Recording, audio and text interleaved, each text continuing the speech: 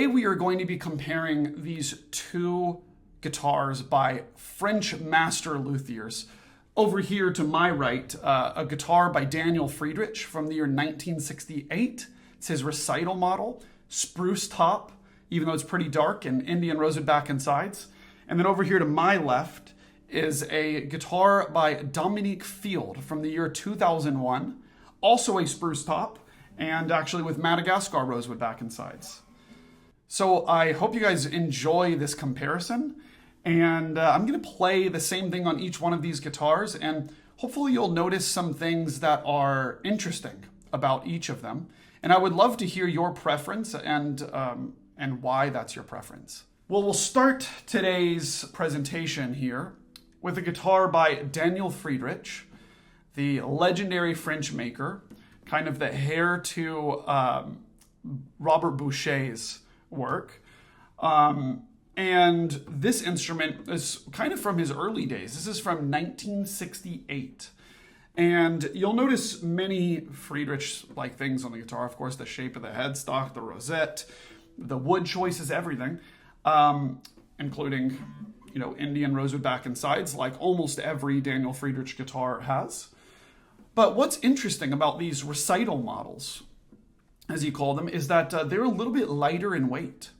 I've had quite a few other Friedrichs, and you might have seen on my channel, ones from the 70s, concert models from the 70s, from the 90s. Those are much heavier guitars because the sides are doubled and some other little interior things.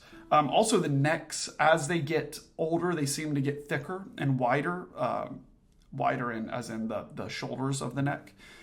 In fact, Friederich is quoted as saying, "My guitars aren't as easy to play today as they used to be," or something like this. He says, but players are also getting much better levels of proficiency.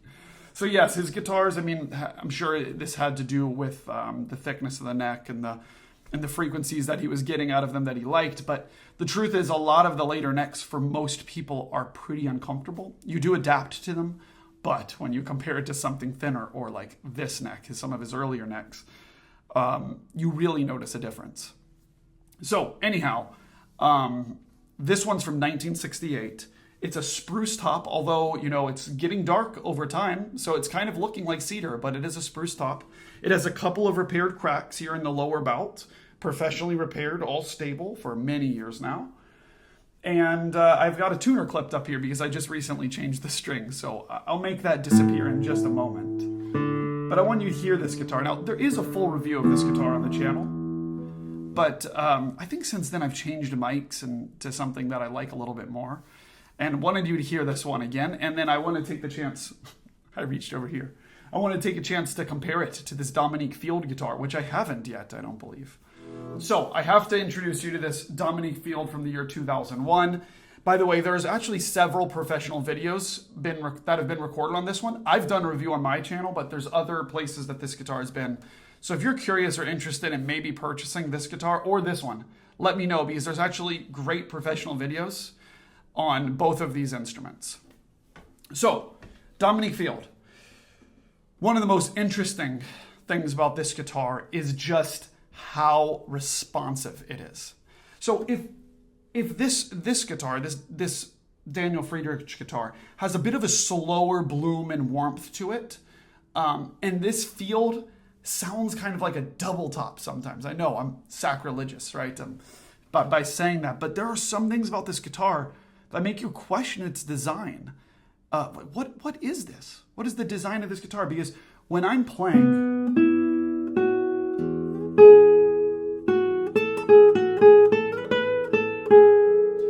the notes are so quick to leave my fingers, and they reach their maximum volume extremely fast. And it's perhaps the most even sounding traditional guitar I've ever played in my life. I think that's true. So you remember that test we were doing a little bit earlier. So let's see how this compares. Now, if I had to guess, this one may not be quite as clear, but it'll be beautiful in the way of all the harmonics that it produces. Let's see.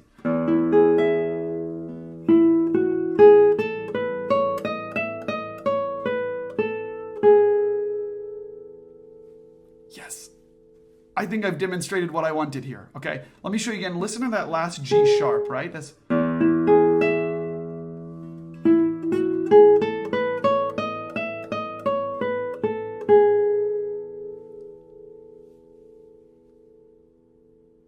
Can you hear all this? Can you hear all of the other sympathetic vibrations ringing? Of course I can mute those. This is not a big deal.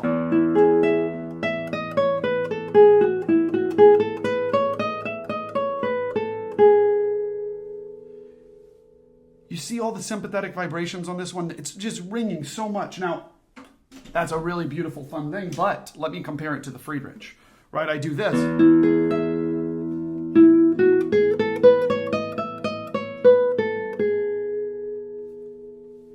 Do you see how that G sharp stays true?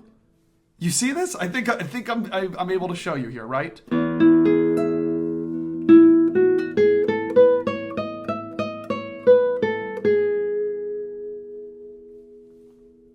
Listen how low the sympathetic vibrations are. This is so interesting. Let me shut my mouth and just do this on both guitars. I won't say anything in between.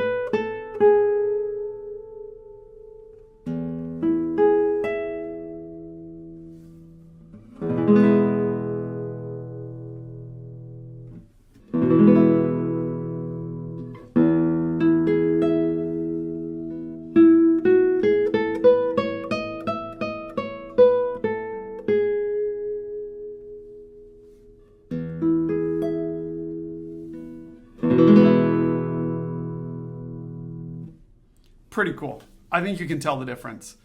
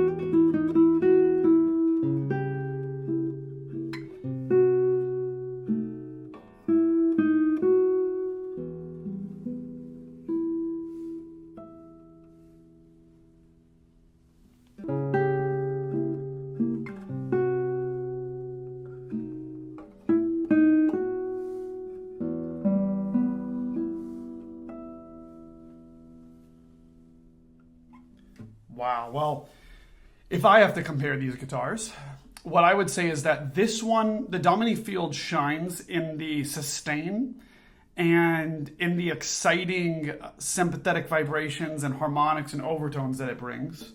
And then the Friederich, where it excels, is just making you fall in love with the individual note, with every single note. It's a little bit more clear, a little bit more direct, possibly a little bit less sustained because it doesn't give you help from the sympathetic vibrations. But when things like yeah,